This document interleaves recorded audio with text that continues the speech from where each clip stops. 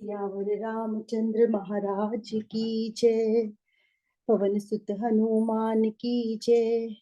हम रामायण के अरण्य कांड को जान रहे हैं।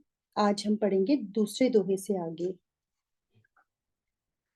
रघुपति चित्रकूट बसी नाना, चरित किए श्रुति सुधा समाना। बहुरी राम अस मन अनुमाना, होय ही भीर सबहि मोहि जाना। सकल मुनिन सन विदा कराई, सीता सहित चले दो भाई। अत्रि के आश्रम जब प्रभु गयऊ, सुनत महामुनि हर्षित भयऊ। पुलकित गात अत्रि उठी धाये, देखी राम आतर चली आए। करत दंडवत मुनि उर लाए, प्रेम बारी द्वौ जन अनवाए। देखी राम छवि नयन जुड़ाने, सादर निज आश्रम तब आने। करी पूजा कही बचन सुहाए, दिए मूल फल प्रभु मन भाए। भरी लोचन शोभा निरखी, प्रभु आसन आसीन। जोरी पानी स्तुति करत, मुनि बर परम प्रवीण। सियावर राम जय जय राम, मेरे प्रभु राम जय जय राम। नमामि भक्तवत्सलं, कृपालुशील कोमलं। भजामि ते पदाम्बुजम्, अकामिनां स्वधामदम्। निकाम श्याम सुन्दरं, भवाम्बुनाथ मन्दरम्। प्रफुल्ल कञ्जलोचनं, मदादिदोषमोचनं। प्रलम्ब बाहुविक्रमं, प्रभो प्रमेय वैभवम्।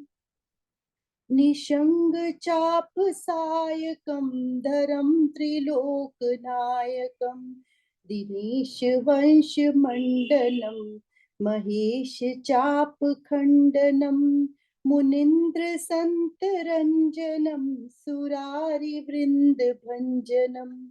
मनोज वैरि वंदितम, अजादि देव सेवितम। विशुद्ध बोध विग्रहं, समस्त दूषणापहं। नमामि इंद्रपतिं, सुखाकरं सतां गतिं। भजे सशक्ति सानुजं, शचीपति प्रियानुजम्। त्वदन्त्री मूल ये नरः, भजन्ति हीनमत्सरः। पतन्ति नो भवानवे, वितर्क विचिसङ्कुले। विविक्तवासिनः सदा, भजन्ति मुक्तये मुदा। निरस्य इन्द्रियादिकं, प्रयान्ति ते गतिं स्वकम्। तमेकमद्भुतं प्रभुं, निरीहमीश्वरं विभुं। जगद्गुरु च शाश्वतं, तुरीयमेव केवलम्। भजामि भाववल्लभं, कियोगी नाम सुदुर्लभं। स्वभक्तकल्पपादपं, समं सुसेव्यमन्वहम्। अनूपरूप भूपतिं, नतोऽहमुर्विजापतिं। प्रसीद मे नमामि ते पदाब्ज, भक्ति देहि मे। पठन्ति ये स्वम् इदं, नरादरेण ते पदं। व्रजन्ति नात्र संशयं, त्वदीय भक्ति संयुतः। विनीत करी मुनि नाई सिरु, कह कर जोरी बहोरी। चरण सरोरहु नाथ जनी, कबहु तजै मति मोरी। सियावर राम जय जय राम, मेरे प्रभु राम जय जय राम।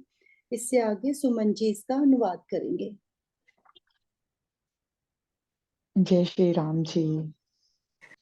चलते चलते पहुंच गए हम प्रभु के साथ साथ अरण्य कांड के अंदर। और यहाँ पर कौन कौन सुन रहा है देखो। भोलेनाथ जी उमा को सुना रहे हैं, काकभुशुंडी जी जो है वो गरुड़ जी का मोह दूर करने के लिए उनको सुना रहे हैं,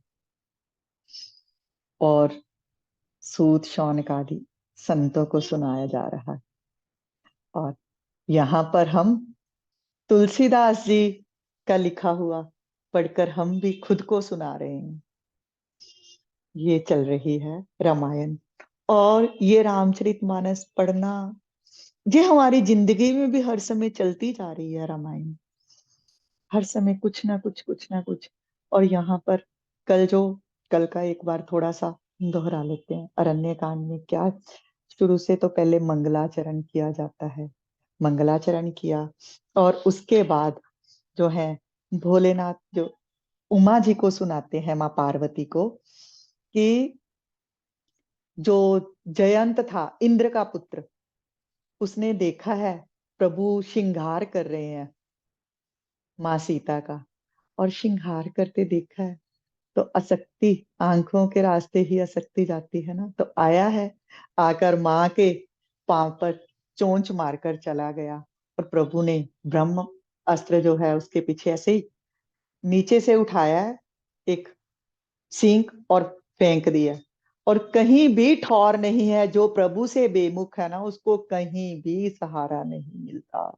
सहारा कहाँ पर जाकर मिलता है?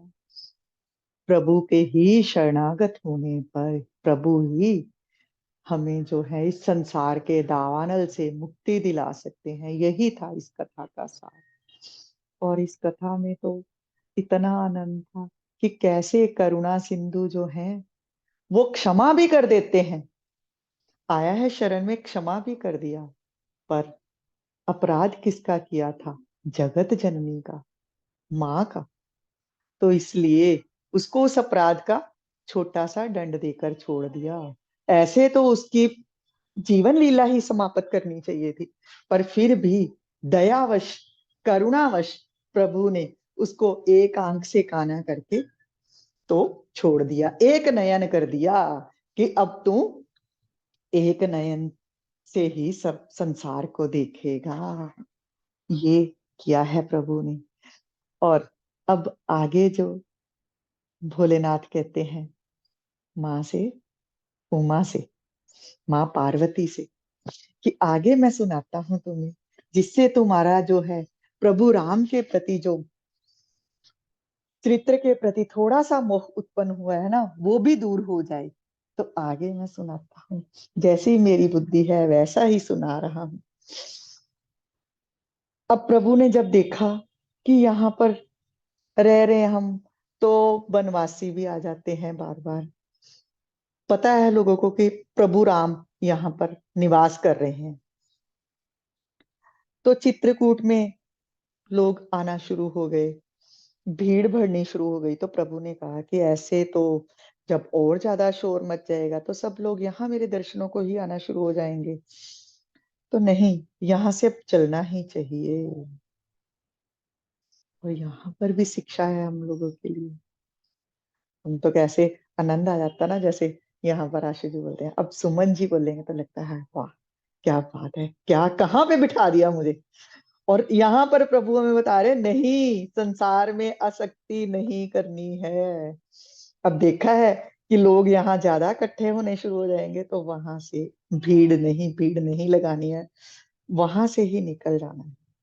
और चल दिए हैं, चले हैं मुनियों से विदा लेकर, सीता और लक्ष्मण के संग प्रभु आगे चले हैं। तो आगे अत्रि जी के आश्रम में गए हैं।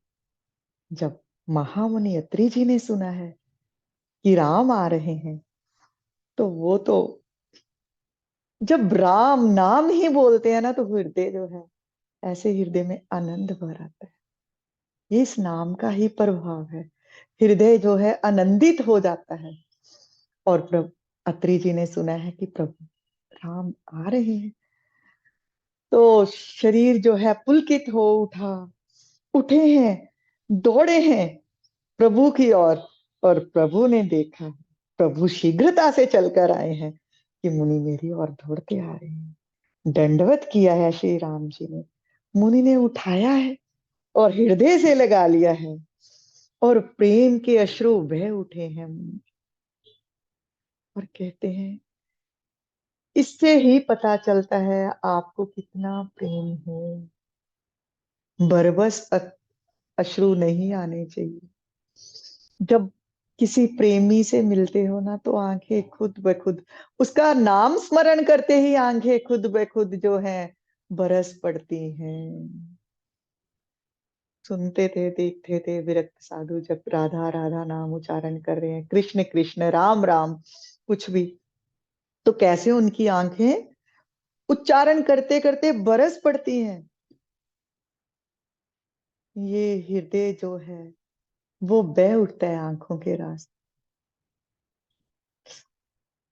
और श्री राम जी की छवि देखी है, नेत्र शीतल हो गए हैं और उन्हें आदर पूर्वक प्रभु को ले आए हैं अपने आश्रम, पूजन किया है प्रभु का। और अब तो प्रभु अकेले आए हैं ना, साथ में लक्ष्मण और सीता जी हैं, अब तो पूजन कर सकते हैं, स्तुति कर सकते हैं। नहीं, जब अयोध्या वासियों की भीड़ थी पास में, तो प्रभु नयन से ही मुनियों को इशारा कर देते थे, नहीं, सबके सामने मेरी लीला जो है उसको लीला ही रहने दो, सबके सामने ऐसा मत करो। और अब मुनि ने फल दिए हैं, मूल दिए हैं और प्रभु को आसन पर विराजमान किया है। और मुनि जो है ना प्रभु की शोभा देखकर स्तुति करने लगे हैं। जब किसी को ऐसे देखते हैं ना, सच में जब हृदय से बातें निकलती है ना, तो क्या कहना, कहा ही नहीं जा सकता। और ये दृश्य आप आंखें बंद करके इसका अवलोकन करो, देखने की कोशिश करो कि क्या दृश्य है। कैसे धनुष बाण जो है धारण किए हुए हैं और मुनियों के वस्त्र पहने हुए, कैसी केश सज्जा है और कैसे मुनियों के सब रूप में आए हैं राम और विराजमान है वहां पर सिंहासन पर जो ऋषि अत्रि जी ने उनको दिया है, और खा रहे हैं वो फल और मुनि उनकी ओर निहार रहे हैं, उनकी शोभा को देख रहे हैं, पलक भी झपकने को मन नहीं कर रहा। दिल करता है कि बस इस दृश्य को देखते ही जाएं, इस दृश्य को देखते ही जाएं, यहीं पर रुक जाए जैसा। और प्रभु का और मुनि का प्रेम जो है उसको देखो और उसको महसूस करें हम लोग। और क्या कहते हैं, नमामि भक्त वत्सलम कृपालुशील कोमलम। हे भक्त वत्सल, हे कृपालु, हे कोमल स्वभाव वाले, भजामि ते पदाबुजम अकामिनाम स्वधाबनम। जो निष्काम पुरुषों को अपना परम धाम देने वाले आपके चरण कमल है ना, मैं उनको भजता हूं। निकाम श्याम सुंदरम भवाम भूनाथ मंदरम प्रफुल्ल कंज लोचनम मदादि दोष मोचनम।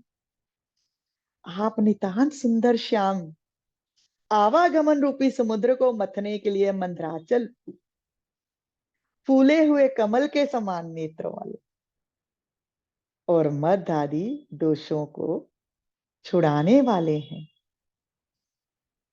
प्रभु की स्तुति कितने सुंदर भाव से कर रहे हैं मुनि। लंब बाहु विक्रमम प्रभो प्रमेय वैभवम निशंग चाप सायकम धरम त्रिलोकनायक। आपका जो पराक्रम है ना, आपका जो ऐश्वर्य है, वो मेरी बुद्धि के परे है, क्योंकि वो असीम है। जो ऐश्वर्य प्रभु का है वो असीम है, वो हम अपनी बुद्धि से कैसे देख सकते हैं। जैसे एक छोटा सा बच्चा कोई कहे ना कि ये समुद्र है, इसको मैं अपनी कटोरी में भर लूं, तो हम मुस्कुरा देते हैं कि कटोरी में समुद्र कैसे भर सकता है। तो वैसे ही मुनि कह रहे हैं कि आपका तो जो ऐसा सौंदर्य है, आपका ऐश्वर्य है जो, वो तो मेरी बुद्धि से भी परे है, क्योंकि वो असीम है। और आप तीनों लोकों के स्वामी हैं, तरकश और धनुष बाण धारण करने वाले। दिनेश वंश मंडनम महेश चाप खंडनम मुनीन्द्र संतरंजनम सुरारी वृंद भंजनम। सूर्य वंश के भूषण महादेव जी के धनुष को तोड़ने वाले, मुनियों और संतों को आनंद देने वाले, और देवताओं के जो शत्रु है ना, सुरारी वृंद भंजन, देवताओं के शत्रु असुरों के समूह का नाश करने वाले। मनोज वैरी वंदितम अजादि देव सेवितम विशुद्ध बोध विग्रहम समस्त दूषणापहम। आप कामदेव के शत्रु महादेव जी के द्वारा वंदित, ब्रह्मा आदि देवताओं से सेवित, विशुद्ध ज्ञान में विग्रह और समस्त दोषों को नष्ट करने वाले। नमामि इंदिरापतिम, इंदिरापतिम, हे लक्ष्मीपते, सुखाकरम सताम गतिम, हे सुखों की खान और सत्य पुरुषों की एकमात्र गति। भजेस शक्ति सानुजम शचीपति प्रियानुजम। हे इंद्र के प्रिय छोटे भाई, वामन के रूप में प्रभु ने अवतार लिया था ना, वो इंद्र की माता के गर्भ से ही लिया था, तो वो स्तुति भी जोड़ दी है साथ में। श्री सीता जी और छोटे भाई लक्ष्मण जी सहित मैं आपको भजता हूं। तवन दृघ मूल ये नरा भजंती हीन मत्सरा, पतंती नो भवार्णवे वितर्क वीची संकुले। जो ईर्षा से रहित होकर आपके चरणों कमल का सेवन करता है, जो संदेह छोड़कर आपका सेवन करता है, वह इस संसार रूपी समुद्र में नहीं गिरता, आवागमन के चक्कर में नहीं पड़ता। और क्यों पड़ते हैं हम? मोह के कारण। पहले तो मोह के कारण हम इस संसार में फंसते हैं। पहले मोह होता है, लोभ होता है, और फिर जब प्रभु के नाम की बात आती है तो हम तर्क वितर्क करते हैं कि आप कह रहे हो कि प्रभु को जो दिख नहीं रहे जब कुछ, तो इसी कारण हम इस आवागमन के चक्कर में पड़ते हैं। और यही मुनि कह रहे हैं कि जो इन सब से ऊपर हो जाता है, खुद को आपकी शरण में आ जाता है प्रभु, वह इस आवागमन के चक्कर से मुक्त हो जाता है। विविक्त वासिना सदा भजन्ति मुक्तये मुदा निरस्य इंद्रियादिकम प्रयांति ते गतिम स्वकम। वही पुरुष जो इंद्रियों का निग्रह करके विषयों से हटकर प्रसन्नता से, आनंद से आपको भजते हैं, आपका गुणगान करते हैं, वही आपके स्वरूप को प्राप्त होते हैं। और सच्ची बात है, जब हम किसी के गुणों को देखते हैं ना, तभी कहा जाता है कि किसी के दोषों की ओर मत देखो, मत देखो। जब हम किसी के दोष देखते हैं तो वो, जब हम आंखों से देखते हैं तो आंखों के रास्ते हमारे हृदय में वो दोष प्रवेश कर जाते हैं, और हमारे मन के ऊपर मैल के रूप में वो दोष अंकित हो जाते हैं।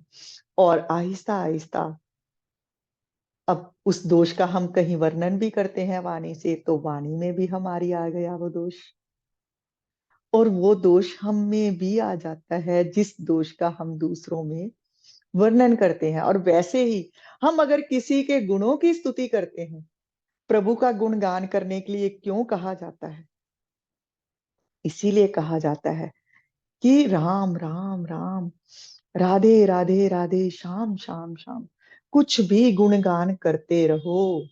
क्योंकि जिसका गुणगान करोगे तो उसकी छवि कहीं ना कहीं किसी समय आंखें बंद होंगी तो आपके हृदय मानस पटल पर आ ही जाएगी। और वो छवि आ गई ना तो उसके गुण भी उस छवि के साथ साथ ही उन गुणों का आप उच्चारण करना शुरू कर देते हो, वो आपके ही अंदर वो गुण भी आने शुरू हो जाएंगे।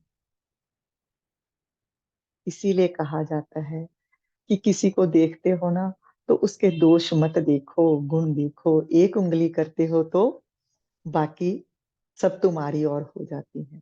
तो दोषों की जगह गुण उसके देखना। एक गुण भी देखोगे तो वो गुण आपके अंदर आना शुरू हो जाएगा। तमेकम अद्भुतम प्रभुम निरीहम ईश्वरम विभुम जगत गुरु च शाश्वतम तुरीयमेव केवलम। आप जो अद्वितीय हो, मायक, जगत से विलक्षण हो, सर्वसमर्थ, इच्छा रहित, सबके स्वामी, नित्य हो, तीनों गुणों से सर्वथा परे हो और अपने स्वरूप में स्थित हो। ये प्रभु राम के लिए कहा गया है, प्रभु के लिए कहा गया है। गीता में भी कृष्ण कहते हैं ना कि मैं इन गुणों को धारण भी करता हूं पर मैं इनसे परे हूं। मैं शरीर लेकर जन्म भी लेता हूं पर मैं इससे परे हूं। तो यही यहाँ पर ऐसे ही स्तुति की जा रही है। मुनियत्री जी कर रहे हैं राम की स्तुति, उनके सब गुणों को अनुवाद करके हमें बता रहे हैं। और एक भी गुण अगर हम अपने हृदय में धारण कर लेंगे तो प्रभु प्राप्ति में वो गुण ही हमारा सहायक हो जाए। इसीलिए इतने सारे नामों का उच्चारण किया जाता है कि कोई एक तो आपके हृदय में कहीं से प्रवेश कर जाए। भजामि भाव वल्लभम कुयोगी नाम सुदुर्लभम स्वभक्त कल्प पादपम समम सुसेव्य मनवहम। जो विषय पुरुषों के लिए अत्यंत दुर्लभ है, भाव प्रियो के लिए, अपने भक्तों के लिए समस्त कामनाओं को पूर्ण करने वाला है और पक्षपात रहित हो प्रभु आप। ऐसे प्रभु का मैं निरंतर नाम स्मरण करता हूं। और कह रहे हैं पक्षपात रहित हो। नहीं, मैं इस बात पे बिल्कुल भी सहमत नहीं हूं। मैं तो कहूंगी पक्षपात करते हैं, प्रभु करते हैं। अपने भक्तों को देखो, भक्तों के लिए कैसे भागे आते हैं। भक्त पुकारता है हृदय से तो कैसे भागे आते हैं। तो पक्षपात कुछ तो करते हैं। भक्तों के तो प्राण आधार हैं। तो प्रभु भक्तों के पीछे पीछे फिरते हैं। कहीं मेरे गुणों का गुणगान कर रहा है तो मैं इसके पीछे पीछे सुनूं क्या कहता है और क्या उसे आचरण में भी ला रहा है।